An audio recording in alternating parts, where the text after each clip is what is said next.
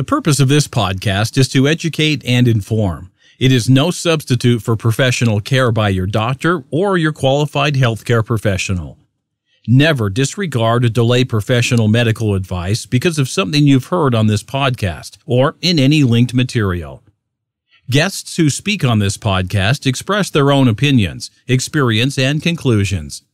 Dr. Shirley neither endorses nor opposes any particular opinion discussed on this podcast. The views expressed on this podcast have no relation to those of any academic, hospital, practice, institution, or other entity with which Dr. Shirley may be affiliated. Welcome to Forever Fab, the podcast on fashion, the art of living, and all things beauty. This podcast is curated by Dr. Shirley Madhere MD as the definitive source of holistic wellness through beauty.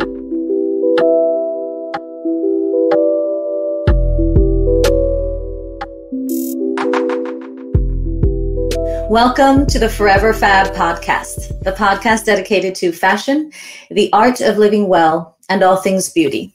I'm your host, Dr. Shirley Madhere, the founder of Holistic Plastic Surgery Philosophy and your purveyor of this definitive source of living a beautiful life. This week's episode is dedicated to destigmatization.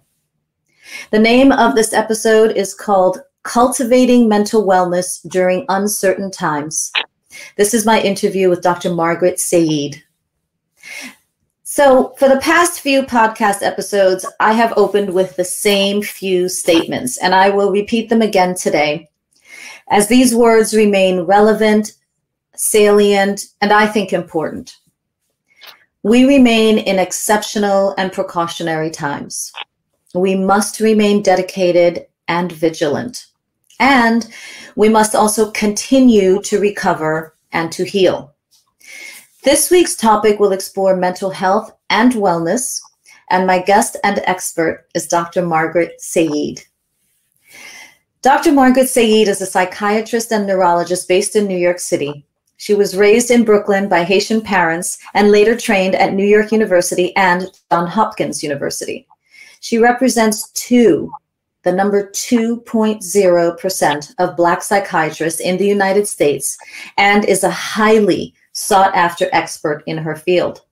Dr. Seide has been featured in Self Magazine, Healthline, NBC News, New York Post, CBS News, Good Housekeeping, among other top publications and respected media outlets. She joins us today via StreamYard to discuss her inspirations and her mission to help make the world a happier place. Welcome, Dr. Seide. Thank you so much for your time. Thank you. You make my life sound so good. Because, of course, every guest on the Forever Fab podcast is fab. Obviously. I mean, clearly. I appreciate that. Thank you. Our guests are highly and ruthlessly curated. So you made the cut, sister! I love that. So, shall we get started into the Inquisition? I hope it's fun. Yes. You are the daughter of immigrant parents from Haiti. Your father being a taxi driver, or having been a taxi driver, and your mother having been a home attendant. How did being from an immigrant household affect your upbringing and your values? And how did that upbringing and those values serve you during your training? Thank you for starting there. That really means a lot to me. My parents had a lot to do with sort of shaping my work ethic, my values. My parents had been here. I'm one of 7 kids, and I'm the second to last. Almost lucky 7. Almost. Well, yeah. So the first 4 were born in Haiti, and my parents were here for about 2 years when I was born. So growing up, there was this profound appreciation of everything that America is, because it's not just a given. You weren't like landed on it, born into it, a coincidence of your birth to be born in America. It's something that at that time my parents really sought after, worked hard for, came here with, you know, that story of literally with nothing and then building from there. So everything from opportunities to education, was so appreciated. And that was, even though I was born here, it was just taught and preached like pretty much on a daily basis, how fortunate we are to be in America, the opportunities we have, the schooling. Both my parents are elementary school educated because of the fact that, you know, as you know, especially during those times, literally my dad was born in the 30s and my mom in the early 40s in Haiti, where education past a certain point was not a given. And my mother would tell me all the time that she has a really good memory because there was no pen and paper or pencil and paper in her school. And so everything was like, verbal, right? As far as like storytelling and everything that they learned. And even food, talking about how nights that they went to bed hungry. So just the deep appreciation and not taking everything for granted. And the fact that America, as flawed as it is, and it is still that land of opportunity. Yeah. Although, you know, getting older, you see not so much. There isn't this golden ladder towards the top. But I'm glad that when I was growing up, that's what I thought. I thought, work hard, grab your bootstraps, and just go for it. Yeah. I do not recall my father ever taking any sort of vacation. My mother working and having 7 kids, you know, needless to say. And so I never felt like, oh no, I have to work, or ungrateful, and every dollar was meaningful. And that was really helpful, because my journey, medical school and residency, it is grueling. And one of the first things you learn is you don't matter.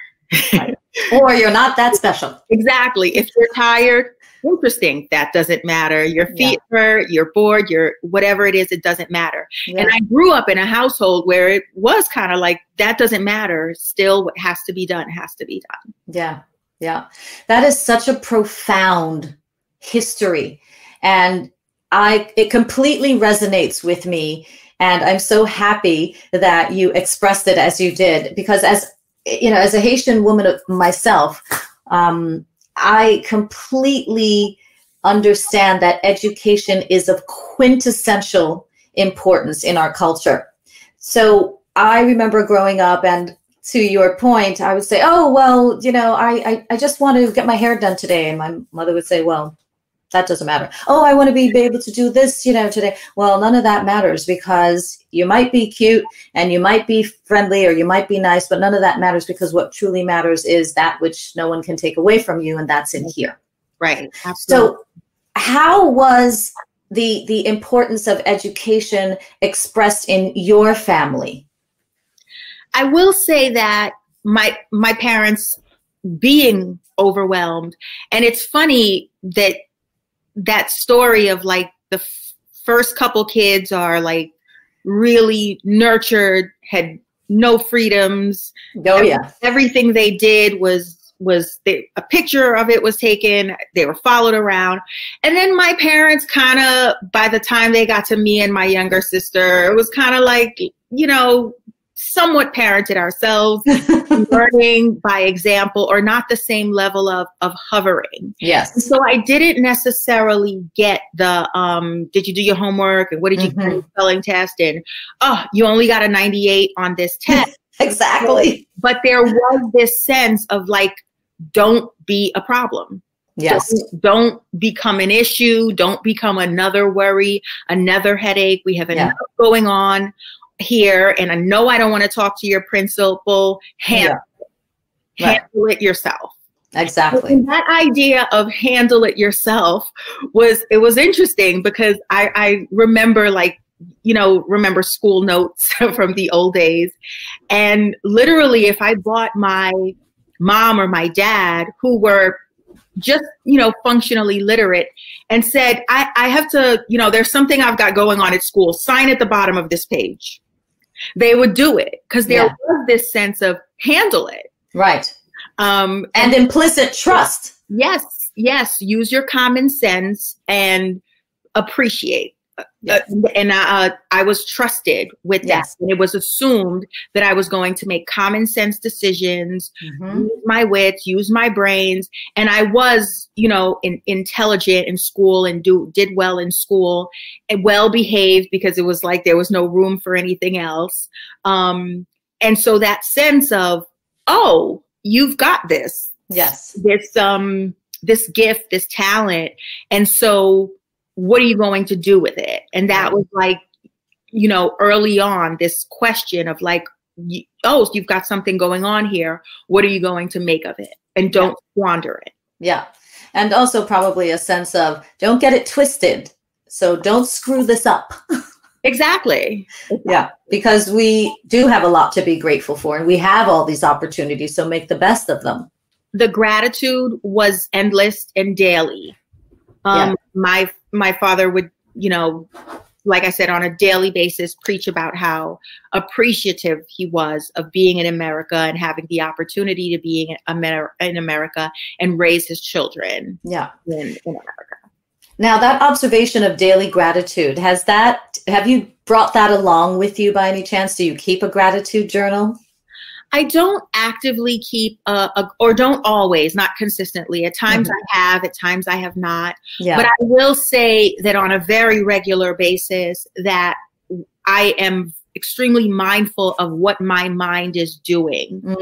And when you're not actively engaged in some sort of cognitive task, and many of the things we do, whether it's washing dishes or showering or brushing your teeth, or when you're on the treadmill, do you really know where your mind is? I try my hardest to always know what my mind is doing. And if it's not doing something constructive and affirming, I try to pull it away from that. So I'm trying to list what is good about my life, what's good about the world, the people that I appreciate, the opportunities that I have, the talents that I have, on going body part by body part. Yes. I do try and remain, and I am in appreciation, because doing those mental activities have taught me that like all of my life story is like, this worked out pretty well. Everything from, I'm glad I was born in 1975. I'm glad I wasn't born that much sooner because of what I would have been born into. Racism, sexism, not having the same opportunities. I'm glad I also wasn't born that much later, because I think being young in this era is challenging, extremely difficult. And as much as like growing older, you have feelings about it, it's just like, oh, I wouldn't want to go back, and I wouldn't want to be young in this era and social media and all that. Yeah. Even being like, having so many older siblings, I had constant conversation and older siblings wanting to teach me to read, and like my verbal skills, because there was so much chatter around me. Born into a bilingual home, which also that extra stimulation for my brain. I even appreciate, interestingly, my mother and father not knowing, oh, you've got to take the kids to, hovering over us, and you've got to take your kids to the library, all that. I had no children's books. What I read growing up was my two older sisters were in college when I was, or they were about 10 years older, 10 and 11 years older than I am. And so when they were starting college and they went to CUNY schools, because my father was not at that time, not trying to hear dormitory and campus. That was too wild of an idea. You're not going away. You're not stepping foot out of this house, much less out of the state.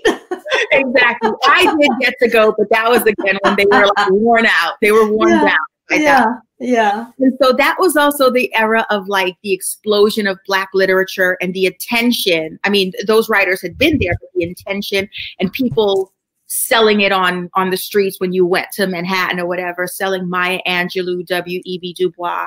Yeah. And I'm kidding you not when I say I had read most of Maya Angelou, whatever was published, Toni Morrison, and W.E.B. Du Bois by the time I was 8 or 9 years old. Wow. I wanted to read, and those were the only books that were there. Yeah. And so I hope that I wasn't even understanding Because when I go back and I'm like, who let me read this? Yeah. Or like some of it is adult content, but I was absorbing the vocabulary and sentence structure. And so all of those things I have a great appreciation for the coincidences that came together to make my life. Well, you clearly have an exceptional brain. And also, you handled it. You handled everything. Absolutely. Now, interesting that you said that your parents expected you to just handle it yourself. Now, I want to ask you about that handling things yourself and managing whatever issues you came up with, and having your parents expect you to just take care of it because they already had too much on their plate. But in our culture, again, the Haitian culture, handling it yourself whenever you do have an issue, let's take, a mental issue and let's hone in on that. Mental health is not typically a subject that is discussed openly in the Haitian community, and I suspect in lots of cultures. So how is it that, having had that background and the culture and those values, that you chose your field? Well, so interesting that you asked. Originally when leaving medical school, I chose general surgery. It's true. It's true. Okay. and I did 3 years of general surgery first coming out of medical school, because that was probably like what you should do. At that time in the early 2000s, it was thought that was where the prestige was, that was where the money was. And so go do that. Right. And so I was following along with, I did love the OR. But that probably more steered my decision making in that direction and away from psychiatry. Was what is that? Is that even medicine? And for like the worried well and not like real. That's not what a real doctor does. But surgery was not a good fit for me. Like I said, I love the OR, but it was a super toxic environment. Residency, even though it wasn't that long ago, it was still considered like, our job is to mentally break you. Yes. And then we'll be back up like right before you finish residency. Right. We've got this. Yeah. So during the mental breaking, it was kind of like, I don't care. I just want to do what I want to do. And I just want to be happy. Yeah. The prestige, I was Q3, which means every third night on.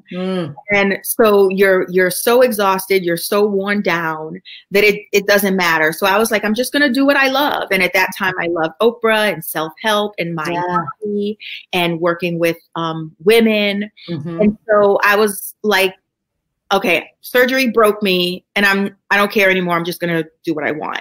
And so that's when I went into psychiatry. And absolutely, my mother behaved like I joined the circus. It was really like, and I had gotten into my residency at Johns Hopkins, and I'm like, I'm sorry to shame you by being a physician at Johns Hopkins. Yeah, right. Just the way it's going to be. And literally, like, not joking, my mother, shortly after I started during my residency, she had a surgery, and I was communicating with the doctor on her behalf, like getting information and asking questions. Yes. And he said, okay, but when you commute, I told him you were at Johns Hopkins, but I told him you were still a surgeon at that time. And I'm like, I just don't think that'll come up, but okay. Yeah. But ultimately it was about, for me, just being happy. Yeah. Doing what I wanted to do, because the prestige meant nothing. When you're Q3, there are no dinner parties. That's correct. Telling people that you're a surgeon. Right. It's you finishing your lunch in the elevator ride. If you even get one.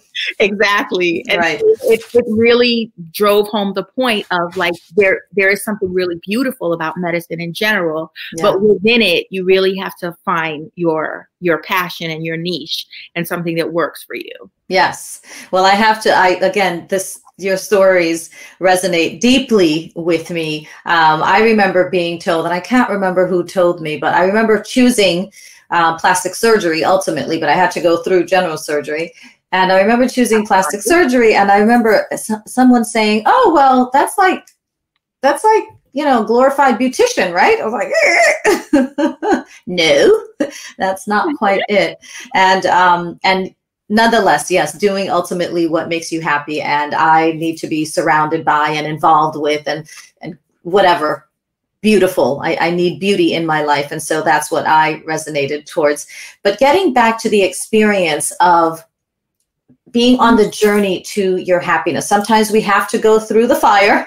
We sometimes have to go through hell to be able to truly understand the difference between what that was and where you are happy.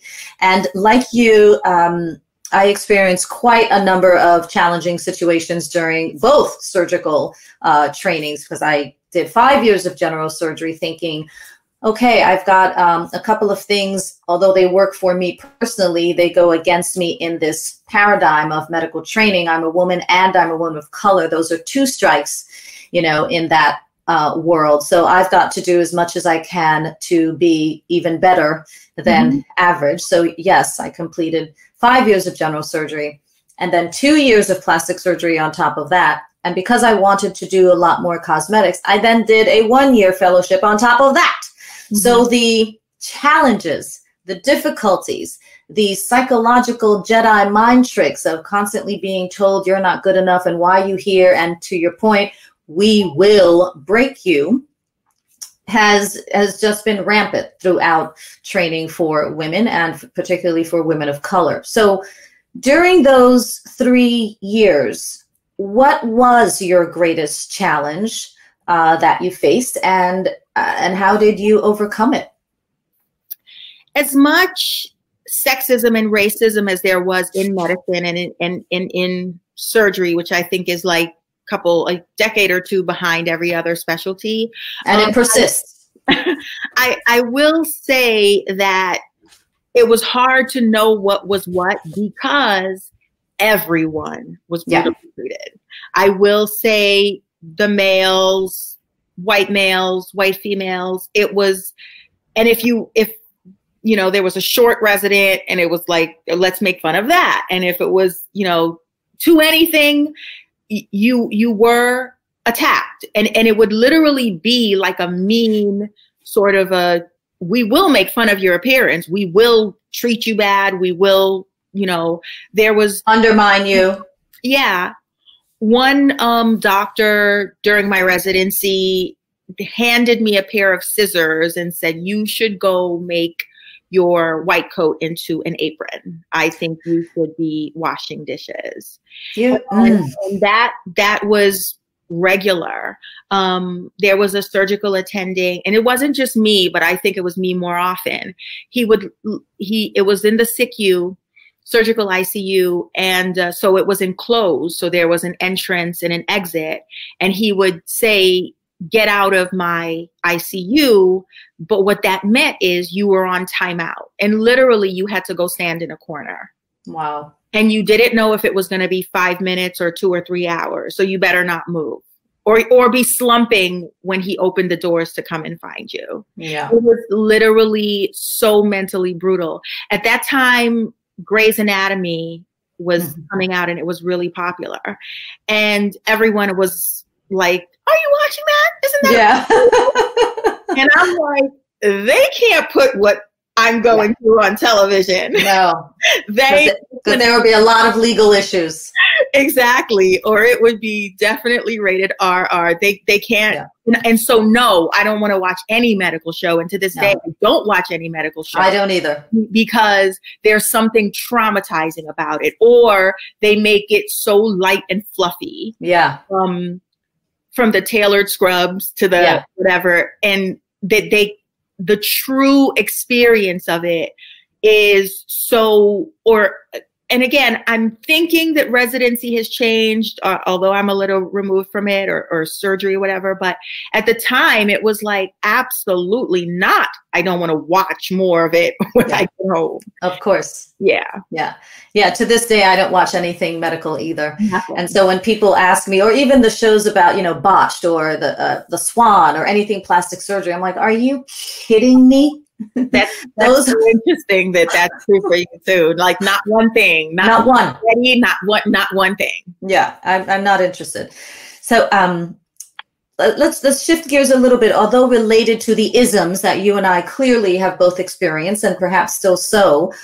But from my experience, so many emotions return to the surface, reminiscent of some of the things that I experienced during all of my training. And those emotions resurfaced during the Black Lives Matter protest. Mm-hmm. And I didn't expect everything that I was reliving and experiencing and seeing to affect me so deeply, but it did. So only 2% of psychiatrists are Black. Did any emotions come up for you during the Black Lives Matter movement that resonate with this disparity in psychiatry and perhaps even in plastic surgery, 0.2% or less? Did anything come up for you during that movement? Shirley, what first struck me, like when it was happening, and also at that time there was like a series of horrific videos of Black bodies being brutalized, and it just felt like every morning that I had to roll over and check my phone, or even in the middle of the night to check what was the latest video of a person being needlessly brutalized and put in that helpless situation. And lots of emotions, one of them being heartbreak. Because like I said, growing up, and people sometimes think that Black people are, might not be patriotic, but being a child of immigrants, especially a child of immigrants from the poorest country in the Western Hemisphere, absolutely, I would have gotten a tattoo of a flag on my forehead had my parents had they let you. They would have disowned me. But I live near the Brooklyn Bridge, and whenever I jog or walk, there's a big flag there, and I always look up and really think about it and think about my parents. So thinking about how our love, Black people, immigrants, this love for this country is so unrequited love. Yeah. And it's so still believing, oh, we could do anything. And if we mind our business and follow the laws and pay our taxes, it should be okay. And it's like, nope, it won't be okay. Yeah. You could be in your backyard. You could be sleeping in your bed. You could get a parking ticket, and then the interaction go bad. And go for a jog. Yeah. And that heartbreak of we're never safe. You're never okay. You've never made it. If you're still wrapped in Black skin, there is a perpetual danger that follows you. And as much as you love this country and are so invested in the American dream and all that, this country doesn't love you. And that fact never ceases to shock me. Yeah. It never, not one of those videos, it never became like, oh, okay, another one. There's this perpetual horror, and you can't stop being shocked by how everything that America claims to be. And then it's like, that's a lie. Oh, wait, but it doesn't apply to you. Get out of line for this American dream. Yeah. That is one thing. And then also just really feeling, in my scope of practice, I've practiced in a lot of different areas. I've worked in eating disorders and in addiction.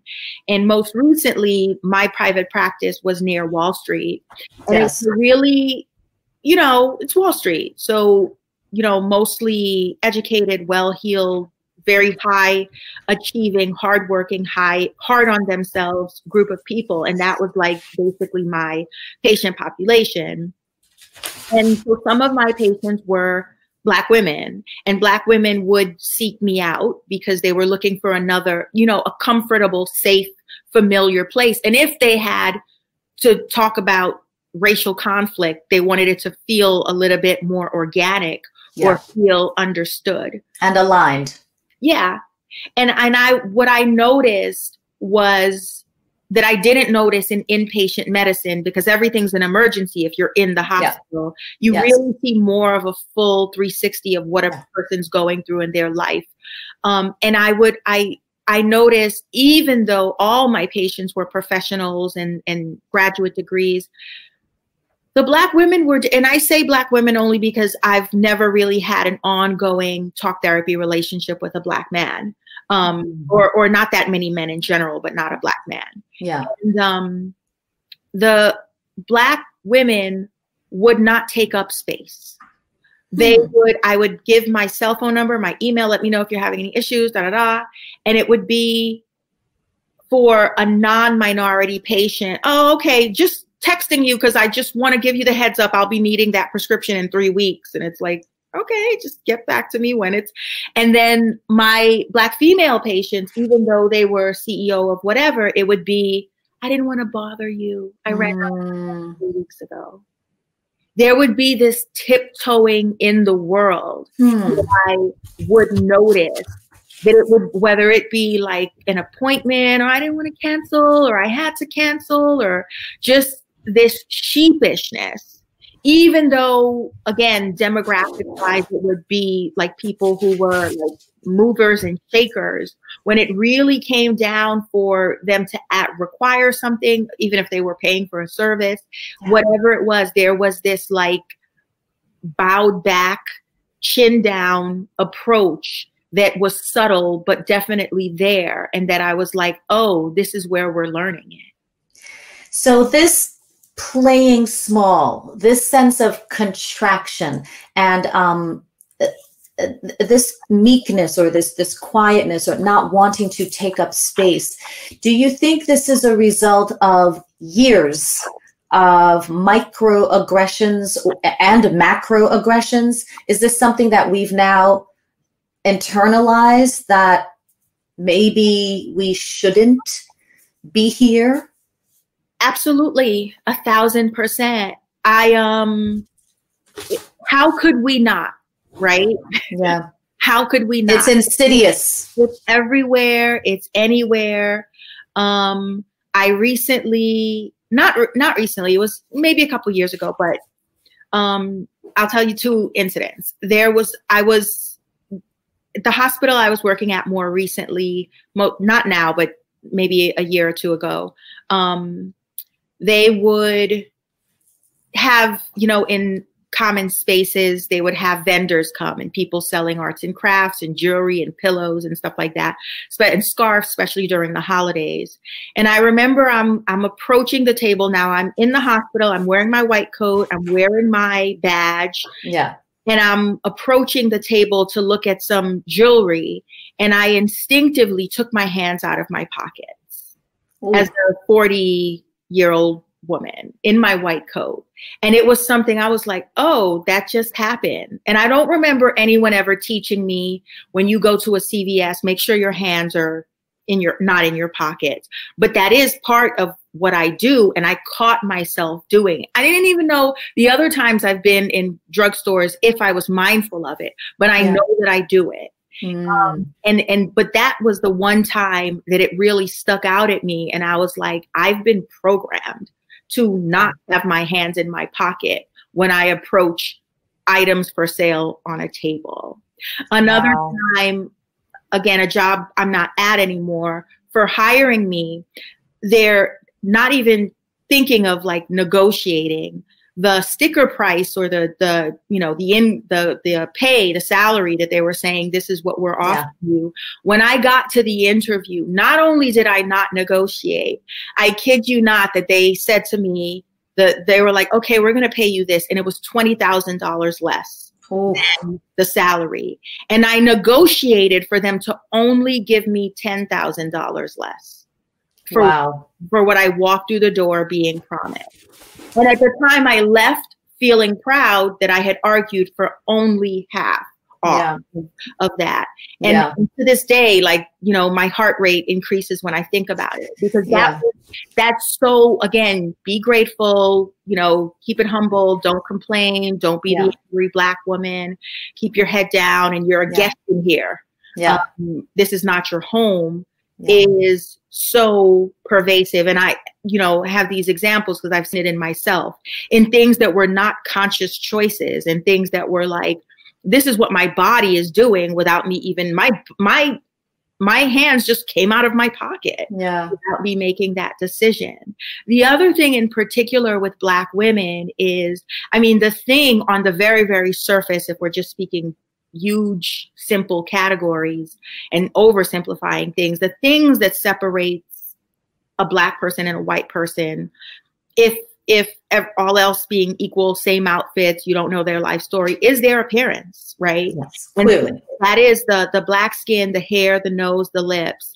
And so that is the division. That's why, like, other efforts to enslave Irish people or other, prisoners or whatever it is that was tried, it was like, yeah, but you can escape and blend in, but also probably beating you might be a little bit harder because I see your humanity, as opposed to your kinky hair and your brown skin and whatever else other features. That's the dividing line. But for women, our appearance is, whether it's social or how we're wired, is of a greater priority, or something that, like, we're more tuned into and concerned more about. And it's those exact features that are vilified. Like, that's the narrative, that there's something built into your features, because what else is different about us?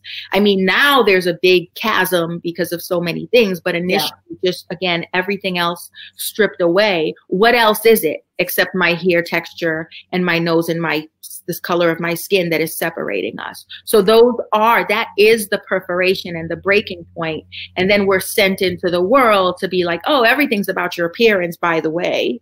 And look, but your appearance is off brand, and Snow White, Cinderella, all of, everything beautiful, everything good, all the good dolls, everything, especially when I was growing up, everything is Caucasian. Your appearance is off brand. And so I think that, again, you absorb it seeps into your pores, and then you live it. Yeah. And that's how you show up at a job interview, or when you're moving through the hallways of corporate or the hospital or academia. And I have two comments on the back of what you just said before I go on to the next question. The wiring is persistent. I remember not too long ago being in the operating room, and in advance they set your gloves beside your gown, etc. And the gloves that were given to me were too large. Mm-hmm. And so I said, I'm not this size. I'm that size. Can you please get me the proper size gloves? By the way, I am the surgeon. I need properly fitting gloves to do my job. And the surgeon who was assisting me, granted, was older and more experienced, but nonetheless there in a secondary role to assist me after I asked him to help me. And his comment was, why are you asking, don't be so exigent. Don't ask for so much. I mean, why just work with the gloves that you have? I was like, what? Wow. Thank goodness I was able to just get rid of that comment and sort of stay in my lane and in my Zen area, because that was disturbing.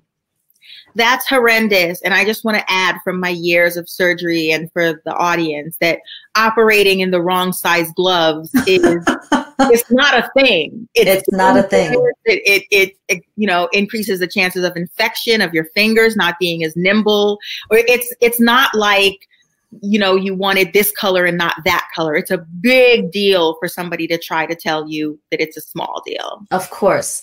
And the other comment I wanted to make was about appearances. Now, throughout my life, I have experimented with lots of different things, with my hair, with my makeup, not wearing makeup. I don't wear makeup. And I have been accused of, what are you trying to be? You're not trying to be yourself. And my response has always been, it doesn't matter that I color my hair blonde. And obviously not fully blonde. It doesn't matter that I straighten it and do Japanese straightener and hair. It doesn't matter if I do braids, if I wear extensions, because what they truly see, regardless of the accoutrements or the accessories, what they truly see is this. And then depending on how I speak, that adds another layer on top of it. Depending on my body language or my behavior, that adds yet another layer of their perception that will be used to judge me, good, bad, and different. So yes, everything that you're saying persists. My next question is related to your practice. So in your current scope of practice, given the multitude of events, the microaggressions, the macroaggressions, the blatant madness around the world, and what we've experienced globally this past several months to a year, essentially, what kinds of mental health issues have come up for your patients?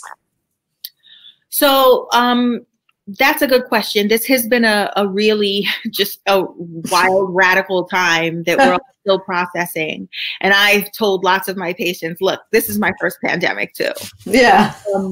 But for patients that live alone, the isolation, the loneliness, the shock of it all, when we were all told in March, go home, buy as much food, and then lock the door. Yeah.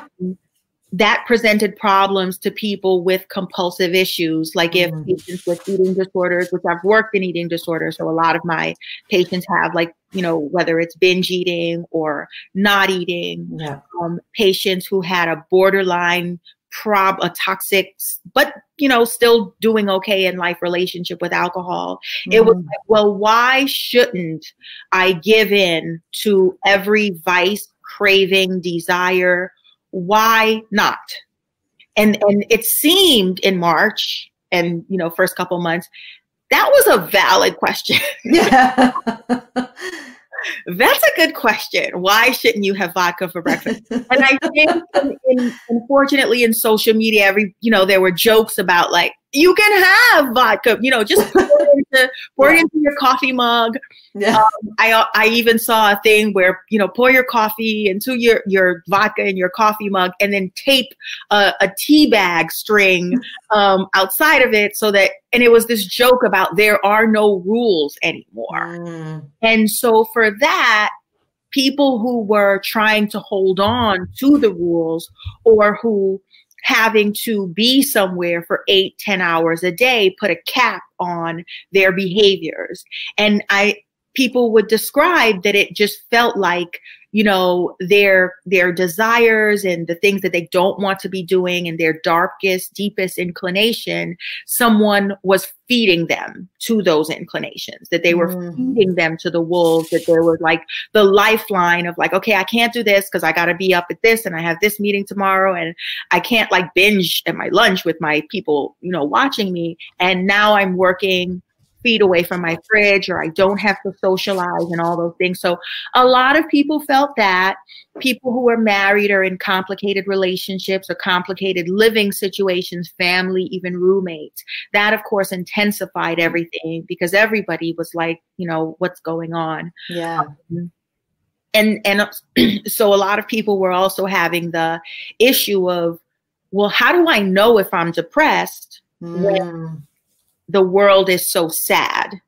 Yeah. And then and how can you call me anxious? What lunatic wouldn't be anxious? But trying to really differentiate and tease that apart and educate that, like, you know, the illness of depression and anxiety is when it's following you around all the time and you're experiencing biological changes, like you're so tired but still can't sleep, or you need 18 hours of sleep, or you've lost your appetite, or you can't stop eating. That's biology that it's hard to argue with. That I would say, okay, if you watch the news for an hour and then you're just stressed for the time afterwards, that's one thing. But if you have this pervasive, I'm making a sandwich, why am I sad and anxious now? Yeah. So really educating and teasing apart for a patient the difference between reacting and an illness of depression that either talk therapy or medication can be helpful with was big for me. I know for sure that in the first few months of the pandemic, I went through it. It was almost as if I were living through a fugue state. I didn't know what was going to happen. I was frustrated that as a medical professional, I couldn't fully grasp what was going on and why was it taking us so long in the medical community to figure this pandemic out and how it works and why don't we have anything yet?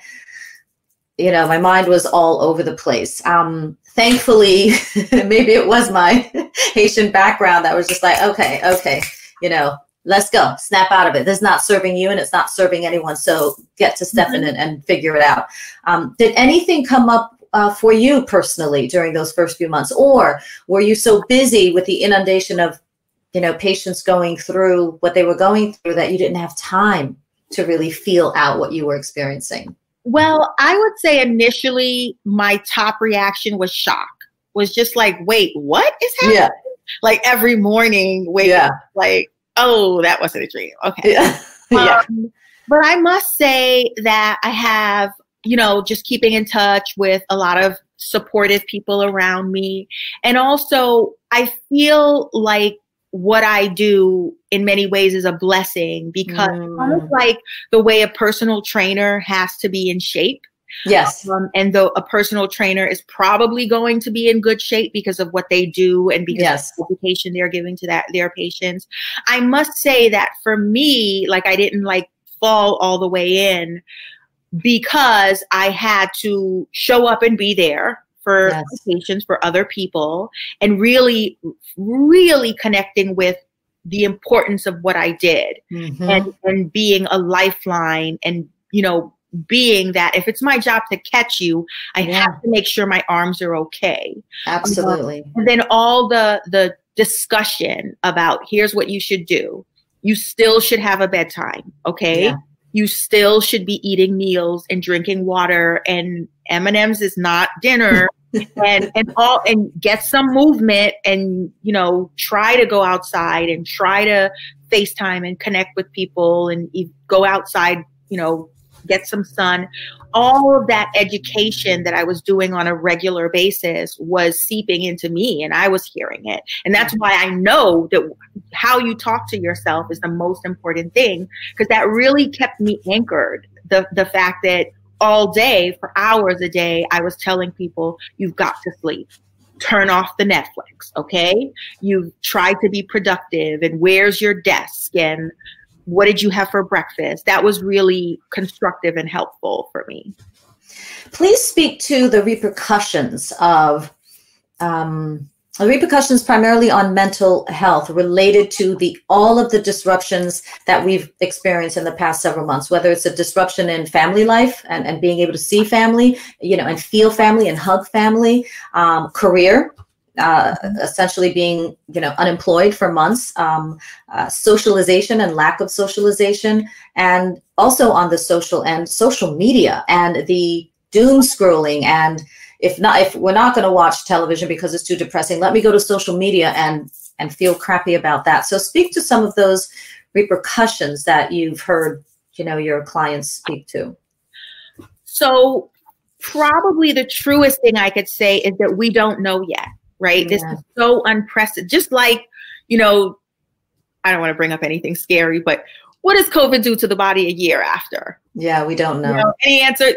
So there's so much that is unknown. Yeah. And so the psychological effects of what we're going through. And I even try to, at different points, look for any data that psychologists were gathering during the last pandemic in 1918. And I couldn't find much, which makes sense. That's not really where the game was at the time. So I will say we don't know, right? Yeah. But as I watch people process this, I will say that it is particularly hard for young people. I am appreciative. Like I said, I'm appreciative of where I am, because being 20 with your life not formed, whereas my life is somewhat, the clay is hardening, and I've chosen a field, and my toes are pointed in a certain direction. Yeah. To be more open-ended in a blank canvas in the chaos that unfolded in 2020, it was really scary for people. Yeah. People having their education so interrupted. I have a couple students who went back home because why shouldn't I, right? And work home, and then they get stuck there. Yeah. And so they're in, let's say they travel back from a New York City-based school to China. Yeah. It's a 12-hour difference. And so they're getting up at 3 a.m. to go to class. Or they have class at 1 a.m. They're and they're not having the social. A lot of students who are artists or musicians or whatever, they call it, I'm continuing my education, but not really. Because not really. Yeah. Of course you can't. And people who were really into their physics or research, you can't go into your labs. So I'd say for young people, it was really hard. For a lot of people who were already struggling, again, that existential those questions of like, why shouldn't I, any X, you know, becomes a valid question. I haven't, because of the population I work with, I haven't known that many people who, I mean, their jobs are different because they're working virtually, but most of my patients were able to hold on to their job and hold on to their paycheck because they were sort of tech, finance, you know, that sort of a job and it's not talked about because we're talking about the unemployment, but it is a certain section of population that was vulnerable and it was hit really hard. Lots of people are sitting pretty, getting promotions, doing okay. And I must say that was like career-wise, that was a lot of my patients. But also a lot of people struggled with, again, bad behaviors, like because going to the gym was helpful, or meeting my friend or my personal trainer, or that, you know, that spin class, and all of those were removed. So it was kind of like, it's all on you. There is no external motivation whatsoever for you to brush your teeth, to turn off the television, for you to set your alarm clock. And so a lot of people struggle with that. Like, what do I do with those 24 hours without those milestones and prompts to keep me grounded? But I think a lot of people eventually got like, okay, this is going to be happening. Yes. I need to adjust and make it sustainable for me with good habits. Yeah. It really becomes an interesting study of the source of resilience, whether it's internal, external, a combination. If you don't sort of have it within, can you get it from an outside source? It's very interesting. And to your point, we really don't know yet. And I happen to, like, the blessing and curse of, I happen to be an extreme morning person. Oh, okay. And I take my bedtime pretty seriously. Yeah. And so that sort of like set me on a decent path. And then, you know, like everyone else or a lot of other people, got my Peloton, got a good Peloton, like virtual partner to motivate me and keep me on track, who was very motivated. I didn't need like dead weight. We were trying to motivate each other. I needed someone to drag me along. And it ended up being okay. And again, taking very seriously that I had to be there for other people. That's right. Well, using the metaphor that you used not too long ago, your arms are clearly very strong. Thank you. Thank you. I appreciate that. Resilience is a good word that you just mentioned. That was the take-home point of my upbringing. Yes, indeed. You've been listening to part 1 of the Forever Fab podcast. Stay tuned and come back to this channel next week for part 2. You've just listened to part 1 of Forever Fab podcast. Please stay tuned for part 2, coming up next.